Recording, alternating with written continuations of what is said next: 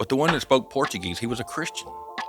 And he started sharing his vision about the souls of his people dying in the area called Vale do Javari, which has the largest group of isolated indigenous people in Brazil. Literally nobody goes in there without getting invited. Wow. And he invited us there. We will preach the gospel into an area where nobody's getting to go.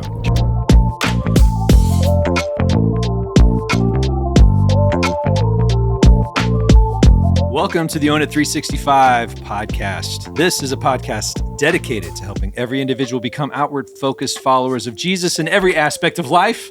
I am your host, Ben Abu Sarah, and I'm sitting alongside the one, the only senior pastor of Grace Church, Tim Howey. I am not the host. I am the follower. Ben is the host. He's the co-host. I'm the co-host. You're my Chewbacca. The co-pilot, you're my Wookiee co-pilot. I am the Wookiee. And I'm Han Solo. To your Han Solo. Okay, That's right. Excellent. How about that? Excellent. I like that. Yeah, that's great. Or I'm actually the Wookiee, and you can be Han Solo. Either way is fine. Today, since it's a special day, you are Han Solo. I'm the Wookiee co-pilot. Thank Anyways, how are you doing, Tim? I'm doing great. Good. I'm doing great. I'm excited about today and this chance to hear a story. Yes. So today, we have some special guests with us in the studio, Patrick and Gloria. They are here to talk about Ray of Hope. Would you introduce the kind folks and get them started on this awesome story? Well, it sounds like you've already introduced them. This is Patrick and Gloria Santos Reynolds. Thank you guys for joining us. And so for people who are listening on the audio, people watching the video, can you give us a crash course just on what is Ray of Hope? We're going to hear more of your story. I hope people hang in there and listen. But they're going to first of all ask, what exactly is Ray of Hope? One of our ministries you can find at visitgracechurch.com/outreach. We take trips there, 2 trips scheduled this next year. But what is Ray of Hope? Well, Ray of Hope is a ministry that's based out of Manaus, Brazil, where our base is in Manaus, a city of about 2.2 million people, but our work is only in the interior of the jungle. So we work with caboclos and we work with indigenous people as well. And our ministry is focused on improving people's lives by evangelizing and discipling, but also we support special needs children, we deliver food, we build churches, we build schools, we focus on education, health, lots of different aspects of the ministry. It's pretty holistic. You're talking about spiritual side, life side, the whole thing. And so, so we actually have 2 trips. So I'll lead with this so people don't forget it. We have 2 trips planned there from Grace Church to work with Ray of Hope next year, an adult Grace trip around the end of May, start of June, and a student trip, which is kind of mid to late June. And so you can find out that information at visitgracechurch.com/outreach. Yes. And so let's start with a story. We'll talk about Gloria, your story first, and then Patrick, how you joined the story as well. But Gloria, can you share where you were raised, how you got to Canada, and that story of how you got sent back with $200 to the Amazon? So go ahead and share your story.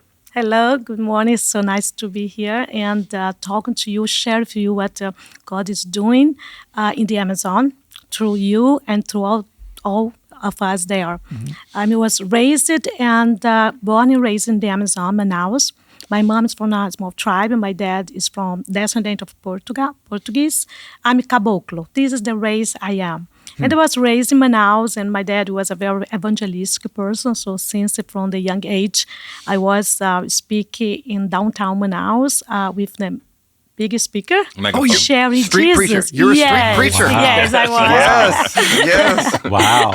And this was a preparation because our life is a preparation for what God has for us at the end.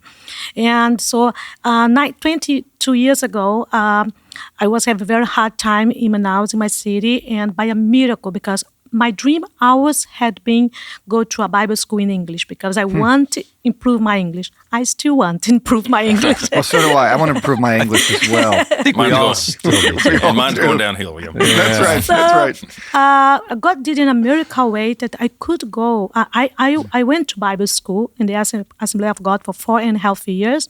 I was graduating in theology, and I speak a few languages, and I had an opportunity to go to Canada for a year to Bible school. But to be honest with you, my goal was going to Canada and from there go overseas. That was my dream. I want to be a missionary in a place wherever God will send me. But I did a prayer. And I pray, God, I go to Canada. When I finish my Bible school there, I want you to send me anywhere you want, except the Amazon.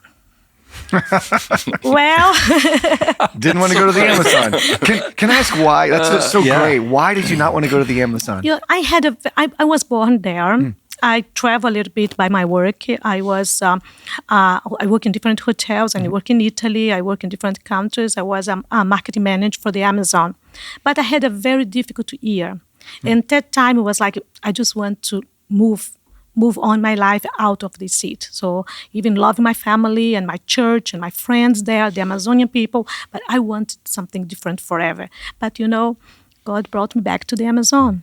And I'm so thankful he did it, because I'm very happy for all he has done through our lives and through an act of obedience. Wasn't easy, but it was worthly, and it's worthly. I was worthly with him in the boat. So I went to Canada.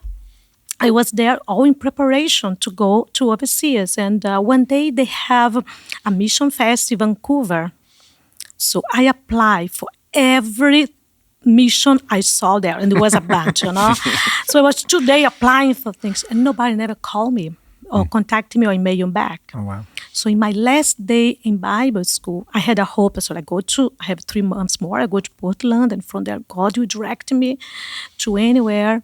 But one of my teachers, she used to be in the garden in prayer with the girls. She came to me, Janet, and she said, Gloria, God told me to talk to you. And she brought me an envelope with $200, a white envelope. And she said, this is for you to go back to the Amazon. When she said that, I was like, can't be God. I told him I don't want. The one place you said you didn't want to go. Exactly, because I want to go anywhere. But I went back with that. I listened what God was saying to me. I went back to Portland. I volunteer. I work in city team ministry on downtown Portland. It was an amazing experience of serving, to learn to serve the homeless. So this was a preparation, our preparation. And I decided to go back to the Amazon.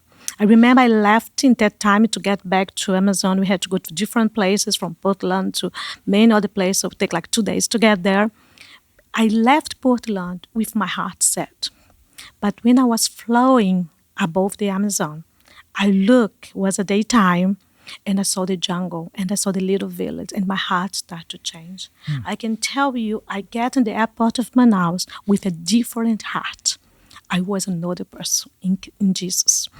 And then we start to pray about what we could do with $200 that can impact someone's life. And my dad said, let's pray.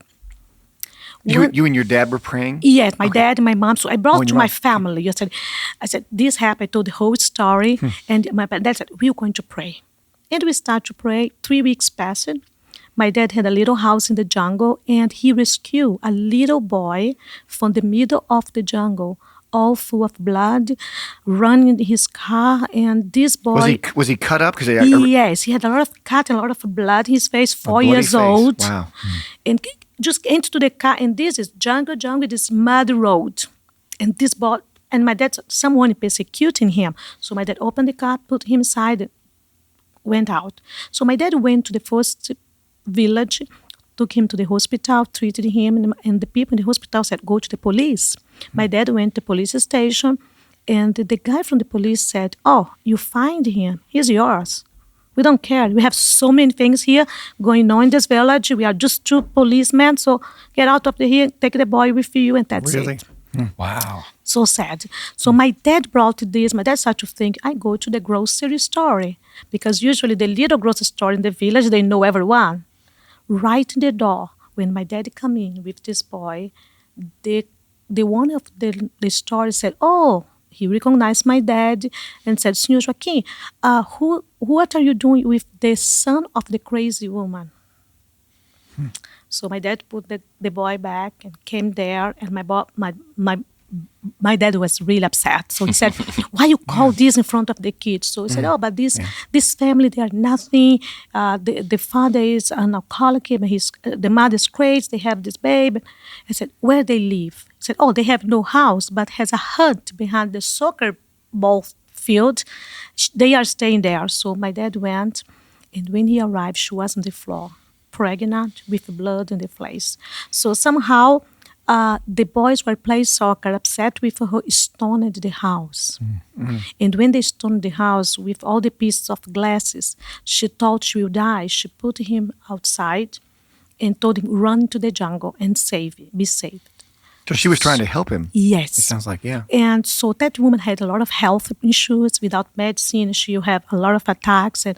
But, and my dad said, okay, now it's different. He went back, he bought food, he treated her. She didn't want to go to his hospital. And my dad said, now on, my daughter and we will take care of you. Because we will tell this village how important you are for God. And to all of us. So my dad got back home, shared with me, said, I find it. Why God gave you this money? You go on a camp, and we're going to help this family and tell this village, now this family is our family. Mm-hmm. And we're going to teach them about love. So 5 weeks later, 19 July 2003, we start the first camp. And that family was hugged by us. And we start to teach that village what's love and how for them to be accepted. And they are. They are until today. And our boy is growing up. He's there working in a little grocery store. So I was going to ask about that boy. Yes. Right? He's a man now. He's a man. He's a young man, lovely. And but it was about love.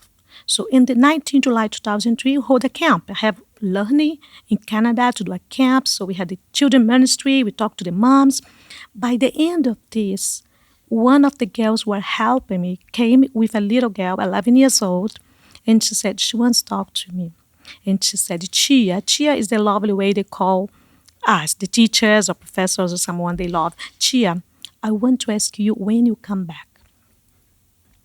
And I was like, because there's no planning to come back. I was moving on with my life. That's what God told me to do. And it was done. This one camp for a bunch of kids in this village. In this village, about 60 kids, 20 mommies, and we cook for them. We spend the whole day teaching the Bible, playing, loving them, feed them. But a one-off. It was a one-time event that you planned on moving on with your life. Yes. Yeah. And this girl asked me, Chia, when you come back? Because I, for the first time in my life, I heard about Jesus. Mm-hmm. I didn't know Jesus. I heard about one Jesus, but they told me that Jesus died on the cross for me.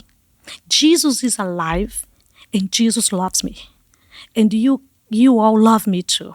So I want my two brothers who didn't come because work, they needed to hear the good news. So she had the whole gospel in her mouth. And I asked her a minute. I went out and I cried. And I said, God, what is that? And God said, trust me. This will be the first of many, many children camps and family camps you do. It will be the day that you don't know how many kids you reached. You don't know how many villages you will reach for my glory. So I got back and I said, we are here in a month. Bring your brothers. And this was the beginning of Ray of Hope. That was big. And you didn't even have the name Ray of Hope quite yet. That was the first event that would become Ray of Hope? The first event. Before that, I want to put, because, I came from Canada. So you have all this training, how to do the things. You have to have a theme. And I like hope. Yeah. And my friend for Oregon said, Gloria, the ray of hope. You are in the Amazon. It's all sunny there, so the ray of hope. So we actually had the name in the first day because... Oh, really? Yes. So we started Ray of Hope in that day. And for the glory of God, 19 years later, I don't know how many children. I know that we passed 350 villages long time ago. And by the God of God, we are able to reach thousands of families for Jesus. Wow. And how far is this village from Manaus, the very first village? The first village. Before, we didn't have a bridge, so we had to get a ferry boat. Could be like a 1 hour and a half, 2 hours, but depends of the ferry boat. Now we have a bridge who cross. It's not so far. You can go by car. So it's a village that's inside the forest. It's not on the river. So it's a very difficult field still. And so 45 minutes, 1 hour from Manaus. Wow. Well, thank you for sharing your story. Let's kind of pick up your story now, and people will recognize your German accent in a moment here. That's a joke. So you have an interesting story as well. So where were you born? Where were you raised? And let's hear about your story and how in the world, from there to college to Brazil. Like, tell a bit of your story as well, Patrick. Well, I was born in Germany, in Bavaria, in 1966, in November of '66, and my parents were German, and I was adopted by Americans who were overseas in the military. And by August of '68, I remember seeing the signature on my naturalization certificate. Was August of 1968 in the courts of Phoenix, Arizona. Wow. Yeah. Okay. After my dad retired from the Air Force, we moved to Arkansas, and I was probably about 7 years old. We moved to a little town called Dover. It was at that time about 600 people in rural Ozark Mountain, Arkansas. Oh, the Ozarks. Yeah. Yes, we love the Ozarks. I do too. Beautiful area. Yes, Oh, yeah. So anyways, grew up there. And then I went to college and got a degree in fish and wildlife science, and I worked for the federal government as an endangered species biologist. Where'd you go to college at? Arkansas Tech University. Arkansas Tech. Okay. Yes. What city's Arkansas Tech in? Russellville. Russellville. All right. It was All about 7 miles south of Dover, right. actually. Okay. Yeah. Okay? Oh, yes. We're not too But far. Dover was an interesting little community because it had one little rock school building, rolled up the streets at night. Everybody knew everybody. From the 9th grade up, had a smoking section for the students. You know, it was pretty. Oh, really? backwoods, Yeah. Wow. And honestly, to be truthful, there wasn't much opportunity in that area at all. You know, most people made their living from cutting pulpwood and things like this. So it was fortuitous that I would go on and go to college and then get the degree and actually work in the region that I grew up in. I actually was stationed at one point in time in Jasper, Arkansas, and I worked in at that time the Buffalo Ranger District, working on a elk habitat project. But I've worked all over the southeast region. And I was a part of a church called Fellowship of Christians Church in Russellville, Arkansas. And the first time that Gloria and I actually saw her the first time was 2007. And she was speaking at our church about Ray of Hope. Oh, really? Mm-hmm. And the pastor of the church, Wayne Drain, was good friends with a person in England that knew Gloria and knew about the ministry, that shared it with Wayne and invited Gloria to come and speak. At that time, when I saw her on stage, I said, "Oh, I'm going to marry that woman one day." It wasn't like that at all. I was involved in the church. I was on the worship team, played drums on the worship team. Okay. I was ushering for the church. I was on the social action team, which we do car care clinics and local ministries and missions and raking leaves, fixing houses for elderly women, things like this, you know, in the local area, food shelter, food pantry, whatnot. Well, I had good friends that I went to college with, and also we're friends with her as well, that went down to Brazil to volunteer with her ministry. Oh, to serve with the ministry. Yes. Yeah. Okay, and they became good friends with Gloria. They actually went with the mission teams at first, but after that, they went by themselves. Jerry Casey Bowman and Fawn Saltzman were their name, and they would stay in her house. And when they would go down there, they would tell Gloria about me, and when they come back, they would tell me about Gloria. Now, Were they thinking they were setting this up? Were they thinking that? they were Yes. trying. Intentional matchmaking. Yeah. They said Matchmakers. he is perfect because he drives a boat. He's a wild man. It's like you. I said, okay. No, I was married once before. My first wife passed away. She committed suicide when Austin was only 4 years old. Oh, my goodness. Yeah. And I was single for 10 years until we met. But during this period of time from 2007 until we met, Jerry Casey and Fawn had went there a few times to Brazil. And when they were down there, like I say, a little bit about me, a little bit about her. This went on for almost 2 years. Wow. And then one of the last times they were in Brazil, Jerry Casey wrote me an email from Gloria's house. And it couldn't have been more than a couple sentences. First sentence was maybe something about Gloria that I'd heard 100 times. Yeah. And the last sentence said, "What are you waiting for?" Really? And I wrote her an email. That was was that your first official contact together? Yes. Yes. Wow. So the email, was it just getting to know her at that point, or? Well, the email, like I say, came from Jerry Casey. And it just said, "What are you waiting for to contact her?" So I wrote Gloria an email, probably through Facebook, I think, you know. Sure. And, she wrote back, and we started talking. Actually, she came, we were praying through this. Yeah. I was consulting with the pastoral staff in my church, Yeah. and she was consulting with people that she knew in Brazil. And during this 2-year period of time, we were thinking, in my mind, I was thinking, she was too, because we were thinking, how does a relationship work with two people in two different hemispheres, you know? Two different hemispheres, and you're talking marriage is a huge decision. Yeah. But you're not just marrying. You have a thriving ministry. You're talking about what does this mean for your future? You're marrying a person and a ministry. Yep. I mean, you're a calling Yes. upon This your life. this was actually things that were discussed at the church, you know. Yeah. This were things were discussed in the church, and we did marriage counseling through my church before we got married. Yeah. Before we were married too. It's so wise. And but anyway, so we started talking, and we were thinking and praying, how are we going to work this out? Ended up that she was invited to come and speak at a church in Illinois, correct? Yes. Yes. So, and then was going to have an opportunity, because Wayne knew she was coming to Illinois, and then Wayne my pastor offered her to come to Arkansas just for a time of rest and relaxation.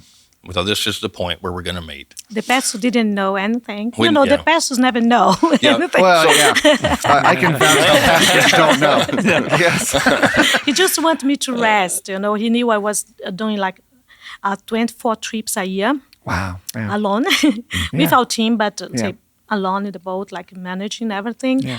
And he just wanted me to rest. He said, you don't need to speak in my church, you speak in sales group and meet your friends. Just take a 3 weeks break here in Arkansas. Well, So kind. Because you're a single lady and a Yes. ministry CEO, leader of a thriving ministry. How kind. And pastor has no idea what's going on. Amen to that. I'm around. He invites you for rest and relaxation. And so had you guys met each other in person before this moment? No. It was just by I writing. met her at the airport coming into Little Rock with a dozen roses. Oh, Oh, oh my goodness. romance. Yeah. Because we'd already spoke some by then. We were Yeah. and we were kind of pursuing a So relationship. you but were we needed pursuing, exploring, Yes. because you weren't going to, you have a son. a son. And so you're not also interested in doing something capricious. You went prayerfully to seek, because you're marrying somebody who will be a mother of your child. Correct. and I so- had adopted my niece, so I had a kid too. She Oh, was so A you little as girl. well. Yes. Oh my goodness! So it's so Wow. amazing. Yeah. So when you arrived with his roses, were you? I do have to ask, who knew first? Who knew that this was the Lord's calling upon you for marriage? I don't know if we actually knew that right then. We still had to figure some things out. Sure. Yeah. Right. But at that time, she came to Arkansas. We certainly spent some time together. And then we wanted to go visit some of her friends. Actually, she had a friend from Brazil that married an Englishman, and they were living in Memphis at that time. And so we went I took her to Memphis, and we met her friends there. We Yeah. talked some. Yeah. And then in late 2009, I took my first trip to Brazil. That was your first time, Yep. and you weren't married yet. No. So you had to go see the field and see the ministry. Actually, yeah. When I went there, it was just to kind of see what Brazil was like in the thinking about getting married, thinking about moving, where we would live, what we would do. There was a lot to figure out. Yeah. Because I had a career myself. Yeah. I was in endangered species biology with the U.S. Fish and Wildlife Service for almost 7 years. yeah, and- so you'd built a career, a Yeah. thriving career here. Actually, yeah, because I started working for the Department of Agriculture was my first federal employment, and I was a biological science technician for them. And for me to get this job as an endangered species biologist was like, man, this is where I'm kind of wanting to go, Wow.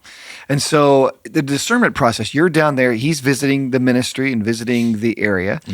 How did the Lord finally confirm to each of you? This is helpful for people, whatever part of their journey, people out there listening, watching, are also trying to seek the Lord in their lives. So how would you say the Lord confirmed to you that this was of God? You have to tell them about the Bible, about the verse.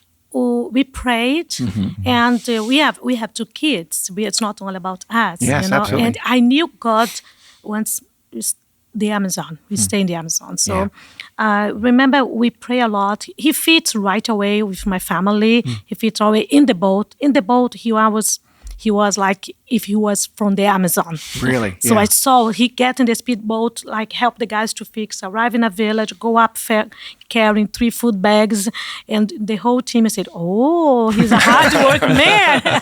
Hardworking, used to the outdoors, can Yeah. fix things. And pilot. As she He's was a talking pilot. about Yeah. preparation for her, I went through the same thing, you know. Yeah. Like I say, I grew up in the Ozarks. I grew up hunting, Sure. trekking through the outdoors all my life, you know. Yeah. And there was it was a preparation for Brazil. Wow. And your family, people were observing his hardworking, his work ethic, his love for people, love for the Lord. And how did you finally get confirmed from the Lord? This is so helpful for people that this is of God. One day I was in the jungle, and in that time didn't have cell Service. everywhere. So we have the cell phone, but after the meeting of the wardens, no contact at all. We are in a village about 5 hours far from Reynolds, in a dock. We had a camp. And before the camp, the pastor from England, Pastor Dapp, was doing a long prayer before we get to the land. During the prayer, he said, you pray with someone. And it was two people. We just grabbed the one close us. And the girl was praying for me. She gave me a Bible verse about God is with you. God is with you. And I took this Bible verse in my heart. And so we went to the village. We came back. We have a service. And at a big line for the showers in the boat. So I sit with the captain. And suddenly, my phone, who was in the captain little house, The pilot house, did a sound like a message. So he said, "Oh, don't worry, must be something old because the phone didn't work here." So I get the phone and I open. The phone was working, and it was Patrick. Send me the same verse I just received in the prayer Really? 5 hours before. And the phone, I answered him, we talked. He said, I was leaving the church and one of the old ladies, he served in the ministry gave that Bible verse. Wow. So, and then we talked. The moment we finished to talk, no cell phone anymore. The cell phone service stopped. Stopped totally. So this was a very important answer from God Yeah. for us. And I just love how God's work, wasn't always easy because of the language, and I think it's much more difficult for a man, especially in America, independent man, move to a place like the Amazon. Yeah. Sometimes we are a mess, but we are lovely. Oh, absolutely. We are happy. It's a big cultural challenge. Yes. Maybe you could share because God has uniquely designed you, at least from the outside looking, for each other and for the ministry. Could you share kind of each of your roles with Ray of Hope? How God uses you with your gifting? You seem to have apostolic gifts, to start those things, and you seem to have this incredible serving and administration, logistics. Can you share a bit of how God uses you together, your unique roles? Yeah. I have to share one more thing. Oh, please do. Yes, I didn't hear about your confirmation. About this confirmation. I skipped thing. ahead, Patrick. That's Sorry about okay. that. I was so excited. So, in our church, this lady, this old lady, this was her mother's ring right here. She came to me and she said, "This is the ring that you're going to give Gloria." Really? Wow. And it fit Gloria's finger perfectly. And I gave it to her. Really? Yes. No resizing. Oh my goodness. Oh my goodness. That's some confirmation too. Yeah. I thought so, Yes. Yeah. And I gotta ask, how did you ask her to marry you finally? Yes. And how did that happen? What happened? It was in the Amazon. It was in the Amazon The in the green Amazon. room of the house. Yes. I gave her this ring and I said, "Will you marry me?" Yeah. And you said, Yes. See. "Oh, Cece, that's so great. That's so great." Yeah. And Patrick says, you know 5 languages. 5 languages. Yeah. What are those languages you know? Spanish, Italian, French, Portuguese, and a bit of in English. That's great. And Patrick, do you know multiple languages now? I speak English and Portuguese. English, Portuguese. That's so great. Wow. Okay, so my question I got so excited about, can you share your unique giftings and the different roles you play with the ministry? Basically, I'm a visionary person. I'm a dreamer. And I like Oh, yes. and I like people. Oh, yeah. And during that years was very difficult because I'm not the right person to manage both timing and like finances And Patrick, he came, and first he was working at English school for taught support school your when I first family. Oh, really? And so he could travel just the weekends, but later he understood God was calling him for the full-time in the ministry, and then everything changed. He takes care of everything that's not my gift, so I can have my visions, I can dream, I can take care of people, because I love take care of people. The love I have for the people, I want to listen what the people has to do, not only the tribes, but I want to hear the pastors in the jungle, and I wanted to hear the mission trips people. So this is my gift, to serving these people. And Patrick is the one who is there doing everything else, right, baby? So what is everything else? Oh my gosh, it's a lot.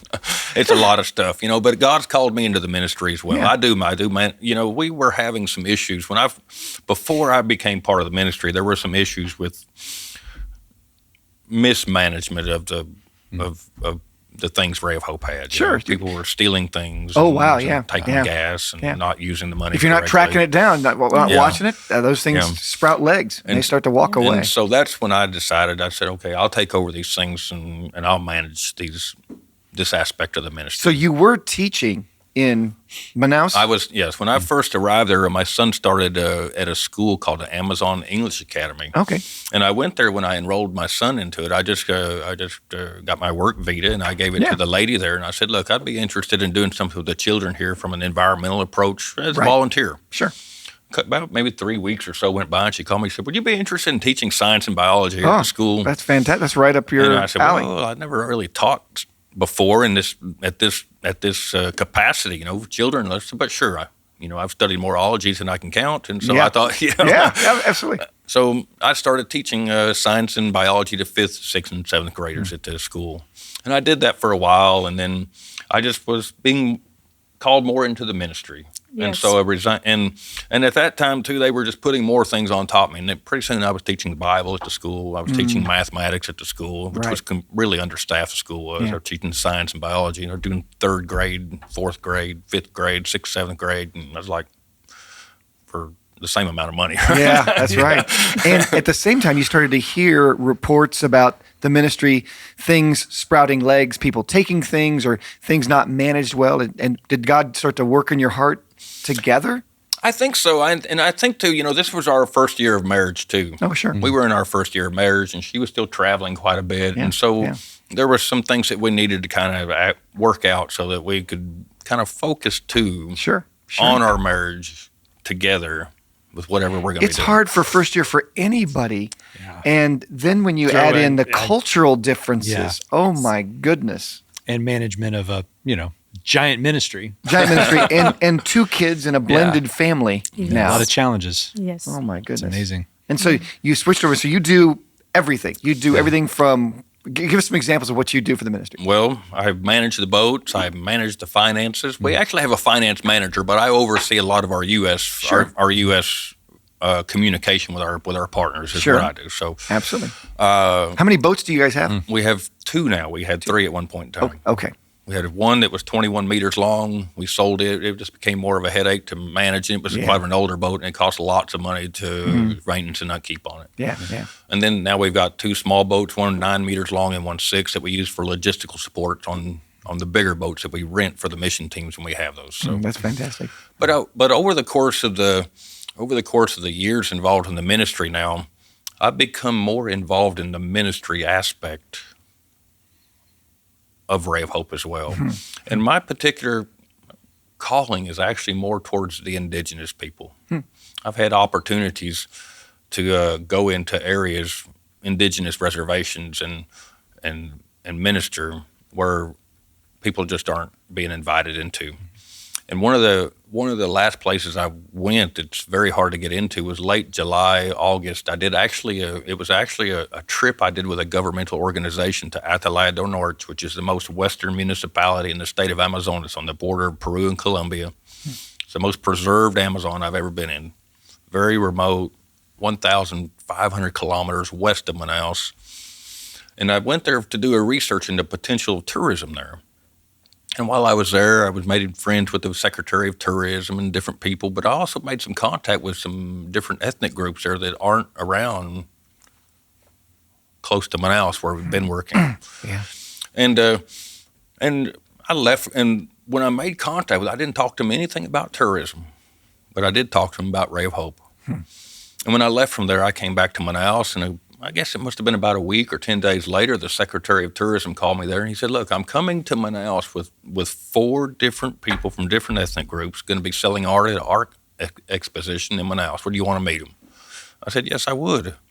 And so when they came in, we took them to Ray of Hope. We talked to them a little bit. Only one of them spoke pretty good Portuguese. The other 3 didn't speak any, only they're in tribal language. But the one that spoke Portuguese, he was a Christian.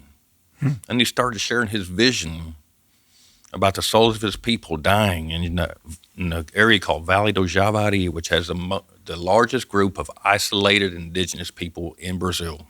Literally nobody goes in there without getting invited. Wow. And he invited us there. He will preach the gospel into an area where nobody's getting to go. Just this year. Just this year. Wow. So I'm actually trying to organize and plan a trip back there. When he was in Manaus, this is an area too there, what they call Agua Barrenta. So it's upper Solimões River. The water has lots of sedimentation. The geology type doesn't allow for the drilling of wells in that area because just the way it is. So we work with also the bucket ministry. I don't know if you're familiar with that, but Sawyer Point 1 water filters, and they're remote. You can put them anywhere, and you can take literally the worst water you've ever seen and put it through those filters and drink it. Oh, that's instantly. Fantastic. Oh man. So I sent him back with some of those filters, and we sent him back with some. We got a reading glass project and stuff too. We sent him back with some things. He got back into Atalaya there, and he sent me a voice message in WhatsApp and just thanking for the being well received and shared with his people, about the things. And they invited us into Javari to go preach the gospel to the indigenous people.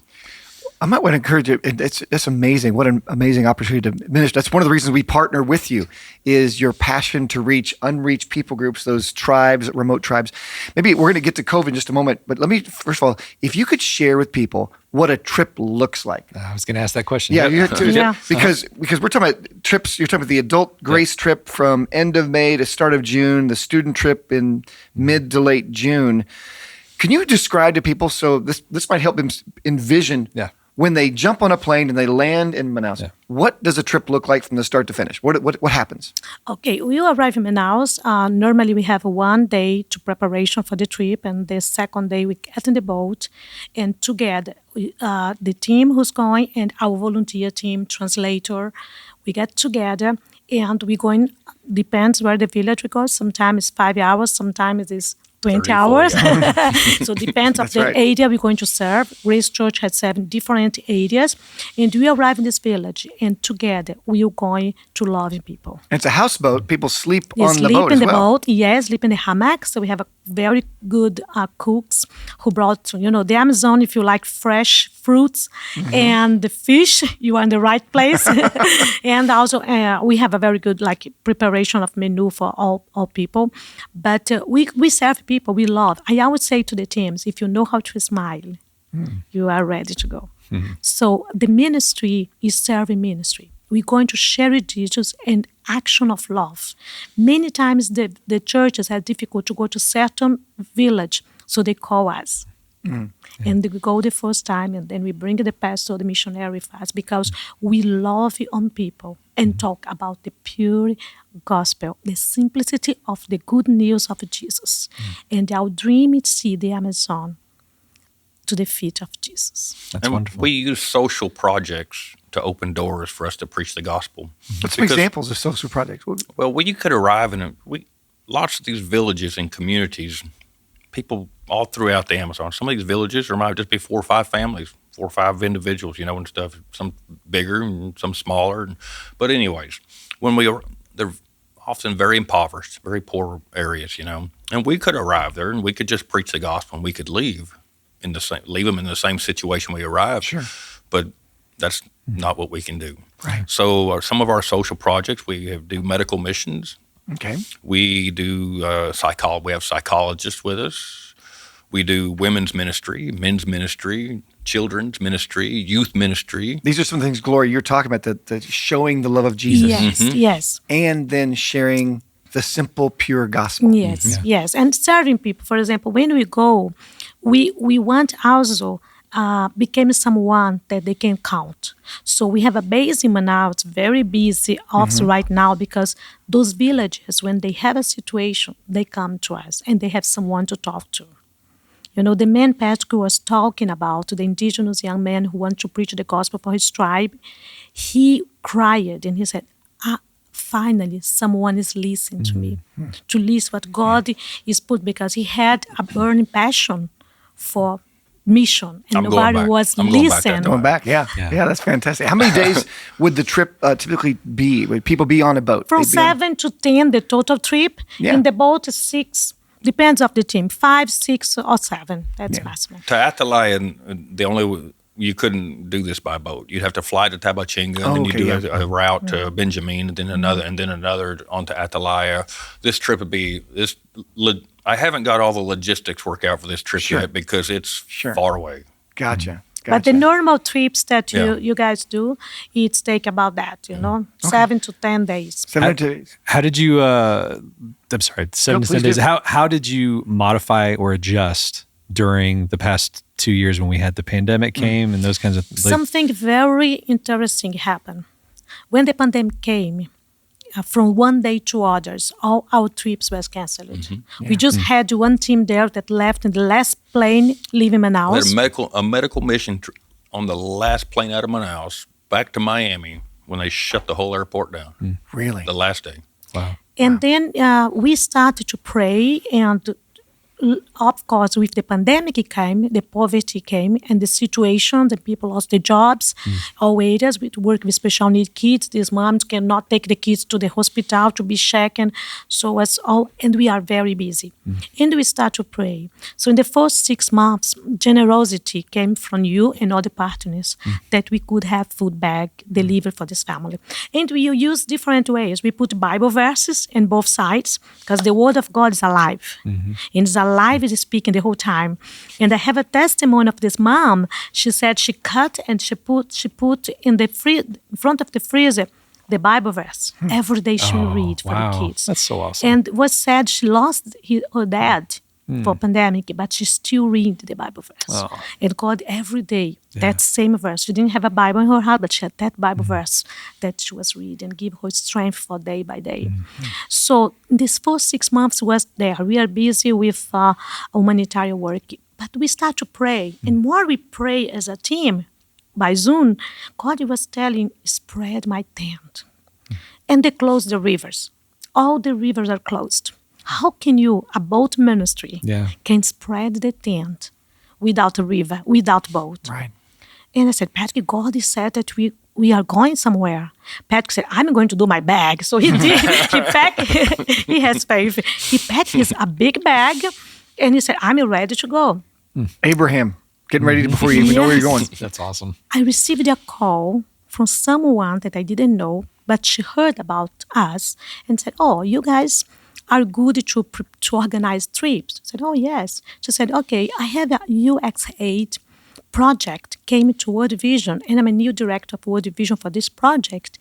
And we did 2 boat trips, but didn't work out. But someone in my church said, oh, call Gloria and Patrick. They know how to organize trips. And she started to talk to me, and I said, very interesting. And I said, but how is about the authorization? And she said, oh, we have the authorization from Brasilia. So nobody can stop our boat. Really? I said, really? She said, do you want to come in? I said, I want, but I have a question. I said, she said, oh, we want you and Patrick, okay? Just 2 people. I said, yes, but I have 2 people more to bring the boat. She said, which people? I said, Ray of Hope people. And she said, but in this trip, Gloria, it's not a ministry. It's a humanitarian relief for COVID. We can do only that. Right. I said, oh, so I don't know if I can go. And she said, but what you have to offer? In that same time, the mission trips canceled and they send money for the food bags. I said, we have food bags. She said, oh, we don't have any food bag. She said, I will think about. So 2 days later, she called and said, you can come with Ray of Hope Wow. and bring the food bags. So we did 17 trips. Wow. So we never stopped awesome. to travel. Wow. We went in places we never went. Praise so they God for that. enlarged the tent in God's work. And when the things got difficult, they said, Ray of Hope, therefore pray for you. Ray of Hope is outside. Go to Ray of Hope in the boat. Wow. And we served together with World Vision in the Amazon during that time. And we went to places we never went before for the glory of God. That's amazing. I love that. Wow. That's amazing. We're so grateful for you guys and what you guys have done and what you do. One thing I think there's a lot of lessons that people listening could learn from your story. But if we were to if somebody who's interested in the mission field, what would be the one thing that you would tell them or encouragement that you would tell them as they're exploring God's direction and pursuing that? I think mission is for every one of us. Mission can be right here, can be in our street, can be our college, everything. If you heard about mission overseas and your heart start to beat and you start praying for those people, your heart is beat, and then you act. If you are here, come to Grace Church. Talk to people who had been in mission trip. Talk to people who internship with us sometimes and pray. And start to get every information you can take from the trip and get engaged with people who come. And we always say, all you need to do is give a big smile. And love Jesus and love people. And this is easy because we ever work. Some people tell me, Gloria, one time one girl here from Grace Church, she said to me, Gloria, I don't know what I'm doing here. 2 days later, she was teaching teenagers. And she was one of the best Bible teaching that I have heard at that age. Wow. She was teaching the teenagers. She started to play with them, play with their crafts. Then she was talking about Jesus. She told her testimony, how she feel. You open your mouth and you act in faith. You could have first step. God will take care. God will do all. And you have fun. Because it's adventure, Patrick, travel with us. It's very fun, the Brazil, the Amazon. It's not dangerous. Doesn't have many animals like dangerous. Well, he's a biologist. You say another things.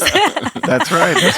We sent our 10th church planting missionaries down with you. Yeah. They work under your umbrella, Nate and Roxanne and Miller as well. So we know they're safe as well on these trips. We love you guys. We love the Millers as well. Yeah. Patrick, do you have any advice you'd? Yeah, I'd say invest. I'd say invest in the kingdom. And you can do that. You can do that with your time. You can do that with your effort and money. And sometimes people don't have conditions maybe to travel to remote areas and actually be on the ground with the missionaries. But you can invest financially in those ministries to advance the gospel and advance the work. I was just thinking when she was sharing, I was thinking about this trip to Atelier d'Ornorch that I did with this with Amazonas tour. And we did some community visits. And the director, she came to me and she said, boy, you just walk right into these communities and start talking to people. And I said, well, I've got a lot of experience working with communities. And so it's easy for me just to come in and just go straight to the president or the leader of the community, open up a dialogue and just thank them for welcoming us in and just start building a relationship with the people. Yeah. Amen. Well, so share your website. If you want to go directly to your website, it is rayofhope.org. Rayofhope.org. And they can always find it at Visit Grace Church. Amazon.org. So rayofhopeamazon.org. There we go. Rayofhopeamazon.org is the website. Yes. Yeah. And guys, thank you so much for being here. We appreciate you so much sharing your story. And I know our church at Grace, we love supporting you and love the trips, the people that go down there and they come back, their lives are always changed. And we appreciate you guys very much. Likewise, we're so Thank thankful you. for Grace Church and all they invest into the ministry there. Thank you so much. And I hope to see you all and those who are listening to us. Hope to see you in the Amazon. Yes. That's right. Well, thank you guys for listening to this edition of the OWNIT365 podcast. If you have questions or comments, you can text the word podcast, then send it and then reply with your question or comment to 855-734-7223. Tim, do you have any parting words that you would like to? No, I just love you guys. I appreciate the ministry. And we prayed for partners just like you to minister to unreached people groups. So thank you guys. Thank you.